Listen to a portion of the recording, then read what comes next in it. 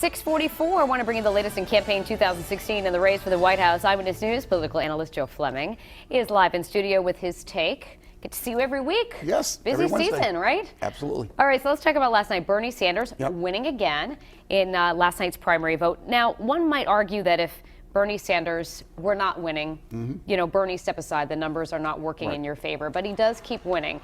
However, it is going to be a slim, narrow path to possible victory for him. So what does he gain by staying in this? Well, right now he gains getting things in the platform. I think that's what he's looking at. Right now he's gaining a couple delegates here and there, but he's still well behind on the pledged delegates by over 200. He really can't catch up. Even if he runs the table, he's still going to be behind at the end with pledged delegates. He wants to get things in the platform, things that he supports, the $15 minimum wage, the free college tuition. Those are things he wants to see in the Democratic platform.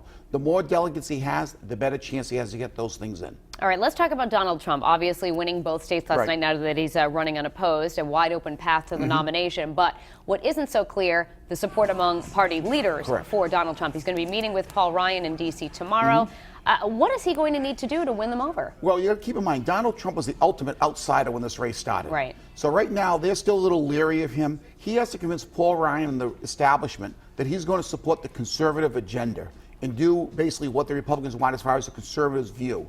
If Paul Ryan has given the Republicans cover right now. If he can convince Paul Ryan to come over and support him, I really believe he's going to get a lot of the other Republicans to fall in line. But until Paul Ryan does, it's going to be very difficult. But again, they are very concerned about their agenda, that Donald Trump is going to vary from that agenda and really hurt other candidates in the fall. You know, we were talking about the difference between this election and the last election cycle, where you had a lot of top party leaders coming forward to endorse candidates already at this point in the game. We're really not seeing that. If anything, we're seeing people saying, I'm not going to endorse him. No, I think what you're seeing now is because both candidates who are going to be the nominees have very high negative numbers, people are very nervous about endorsing these candidates because it's not going to help them. If the candidate had an 80% favorability rating, they would endorse him. But when you have a 57% unfavorable rating, you don't want to be near that candidate. All right, and last question about Trump now, as we were just talking about high unfavorability numbers for him, talking about possible running mates. He's probably going to have somebody with high likability to balance that out, but what in a candidate would he be looking for at I this think he's point? going to look for somebody who has Washington experience. I also believe he's going to look for somebody with foreign policy experience. That's an area Donald Trump really lacks. If you can bring somebody in who has strong foreign policy experience, that's going to help him. Think about Barack Obama. He brought Joe Biden in who had a lot of foreign policy experience. I think Trump's going to look for the exact same thing. All right. It's going to be interesting as we continue down the road. Joe Flemming, thanks so much pleasure. for joining us. We appreciate it. If you'd like to see this full interview, you can find it at WPRI.com. 2016 coverage now. Our political analyst Joe Flemming back in studio with us once again to talk about last night's primaries. Bernie Sanders wins again. But every time it seems like Bernie wins, it's almost like, but he didn't win enough. It never seems like it's enough for Bernie. What happens is because it's proportional among the Democrats, he will get maybe 6 more delegates last night than Hillary Clinton. Because she has almost a 300 vote lead with the pledged delegates, it's almost impossible for him to close the gap. He has to run and win every one of the remaining 8 primaries by about 66 to 70% of the vote. That's not going to happen. Well, you know, it seemed like a month ago like it was the Republican race that was going to be the close one. That was going to go all the way to the convention. Now Trump's alone. And we thought this one was a foregone conclusion that it was going to be Hillary Clinton. But it still seems like statistically, Bernie has, well, clearly has a better shot than the Republicans. There's no Republicans left. No, there's no Republicans left. However, by June 7th, Hillary Clinton will be over the 2383 votes. Including the superdelegates. And there's been no sign the superdelegates are going to switch at this point.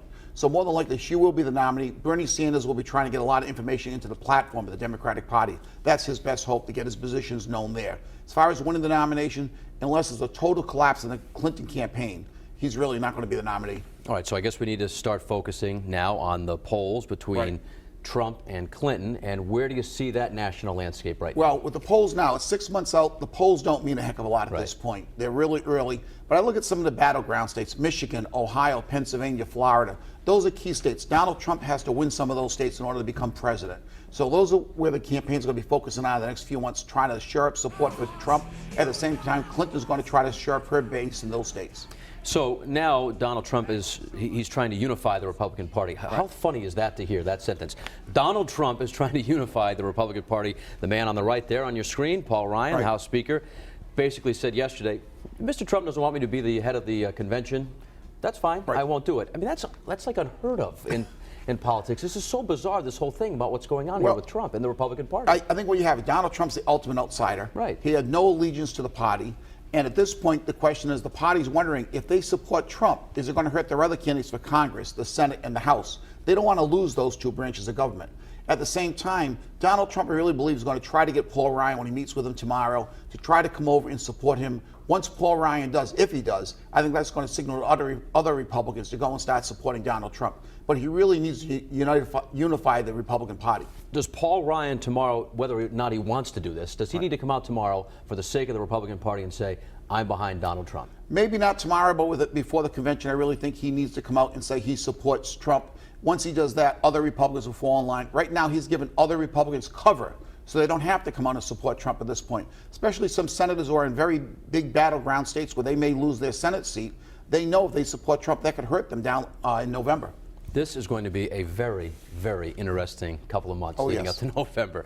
All right, Joe, thanks so much for coming in. For more political coverage, of course, you can just go to our website, WPRI.com.